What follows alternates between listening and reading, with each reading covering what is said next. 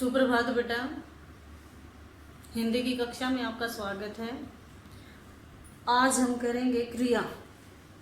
क्या करेंगे? आज का हमारा विषय रहेगा क्रिया। क्रिया किसे कहते हैं? जिससे हमें किसी काम का होना या करना पाया जाए। फिर से सुने, जिससे हमें किसी काम का होना या करना पाया जाए उसे क्रिया कहते हैं। जैसे आता है, जाता, खाता, रोना, सोना, दौड़ना, लिखना, पढ़ना, सारी की सारी क्या है? ये क्रियाएं। क्या हैं? क्रियाएं। तो आज हम क्रिया करेंगे।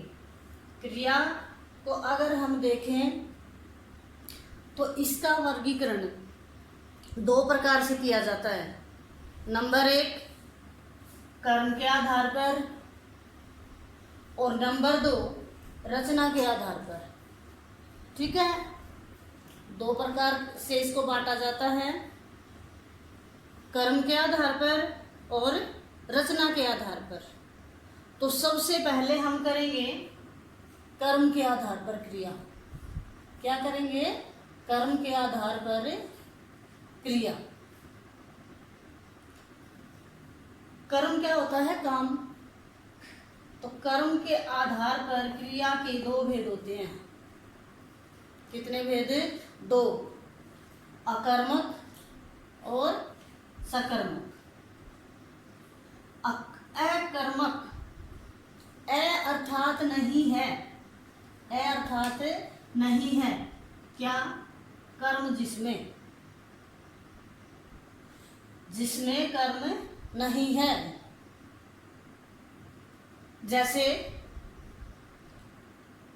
अगर हम अकर्मक क्रिया को देखें तो इसमें कर्म नहीं होता। दूसरा क्या होता है इसमें? अकर्मक क्रिया में क्रिया का प्रभाव कर्ता पर पड़ता है। किस पर? कर्ता पर। जैसे रमा हंस रही है, क्रिया क्या है? हंसना। और हंसा कौन? रमा। ठीक है, तो कौन हंसा? रमा या लता। जैसे लता सोई, लता दौड़ी, अकर्मक क्रिया। यानी जब क्रिया का फल कर्ता पर पड़े तो वहां अकर्मक क्रिया होती है। चिड़िया उड़ रही है, अकर्मक। और इस अकर्मक क्रिया में एक चीज और याद रखोगे, जो क्रियाएं स्वयं होती हैं, अपने आप होती हैं, वो भी कैसी होती हैं? अकर्मक। जैसे सूरज निकलता है या निकल रहा है, बारिश होती है, आंधी आती है, कैसी क्रियाएं हैं ये स्वयं हो रही है और ये अकर्मक है। स्वयं होने वाली क्रियाएं और जिनका फल कर्ता पर पड़े, ऐसी क्रियाएं अकर्मक होती हैं। ठीक है, इसके बाद आता है सकर्मक क्रिया, यानी कर्म के साथ। सकर्मक, सह यानी साथ, किसके? कर्म के। कर्म के साथ। जैसे मोहन सेब खाता है।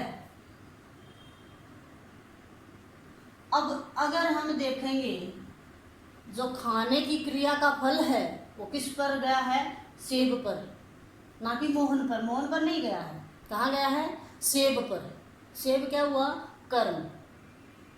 कैसे कर्म हुआ? जैसे सेब वहां थी और सेब को ऐसे खाया और सेब ही खत्म हुई। तो इस प्रकार किस पर फल पड़ा? सेब पर। तो जब क्रिया का फल कर्म पर पड़े तो वहां सकर्मक क्रिया होती है। उसके बाद सकर्मक क्रिया के दो भेद होते हैं। किसके? अकर्मक का कोई भेद नहीं होता। किसके होते हैं? सकर्मक। क्योंकि कर्म या तो एक होगा या दो होंगे। अगर क्रिया में, अगर वाक्य में कर्म है तो या तो एक होगा या दो, यानी एक कर्मक एक कर्म वाली, और दवी यानी दो, दो कर्म वाली। माँ फल खरीद रही है, माँ फल खरीद रही है, तो फल क्या है?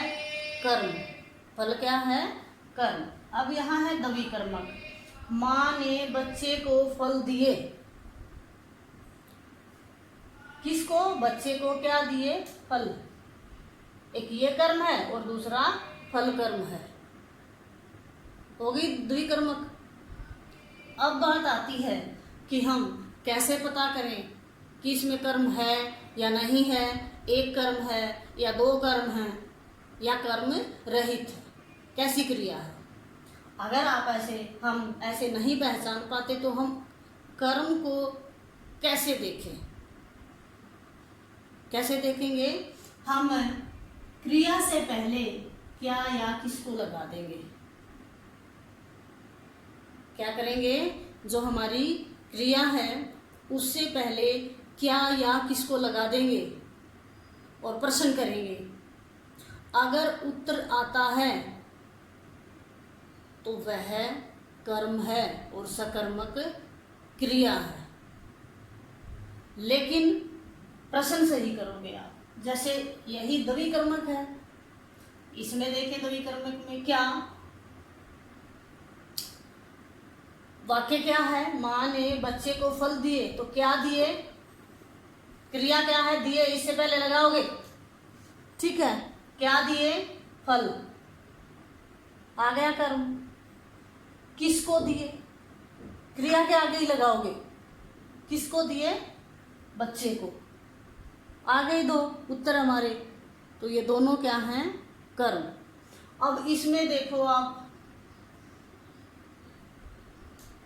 माँ फल खरीद रही है, तो प्रश्न क्या हो जाएगा? क्या खरीद रही है? क्या खरीद रही है? तो फल, तो कर्म। किसको खरीद रही है? तो दूसरा तो हमारा आ ही नहीं रहा कुछ भी।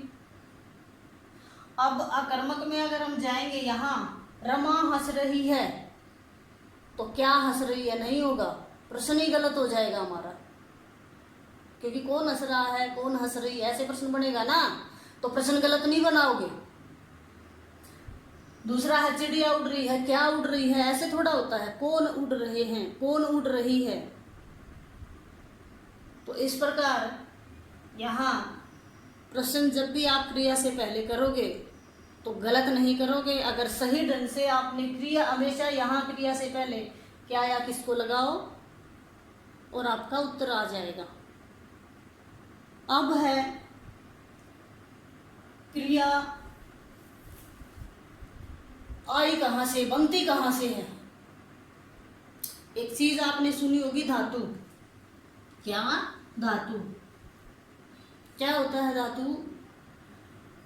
क्रिया के मूल रूप को धातु कहते हैं। मूल अर्थात उसकी जड़ को, अर्थात जिससे क्रिया बनती है उसे धातु कहते हैं।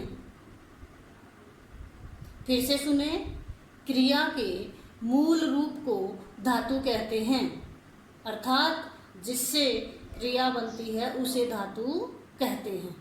जैसे चल क्या है? धातु। चल क्या है? धातु। और चलना क्या है? क्रिया। चल धातु और चलना क्रिया, ठीक है। उसके बाद है यहाँ चर क्या है? चर हुई धातु। चर क्या है? धातु और चरना फिर क्रिया। पठ धातु, पढ़ना क्रिया। इसी प्रकार से ये सारी लिख धातु, लिखना क्रिया, यानी जो सारी की सारी क्रियाएं हैं वो किससे बनती हैं? धातुओं से। तो क्रिया के मूल रूप को क्या कहते हैं? धातु। क्रिया के मूल रूप को क्या कहते हैं? धातु, ठीक है। तो फिर से एक बार सारे की मोटी मोटी दोहराई करेंगे। क्रिया जिससे किसी कार्य का होना या करना पाया जाए, और धातु क्रिया के मूल रूप को धातु कहते हैं, जैसे पढ़ धातु और पढ़ना क्रिया, लिख धातु और लिखना क्रिया।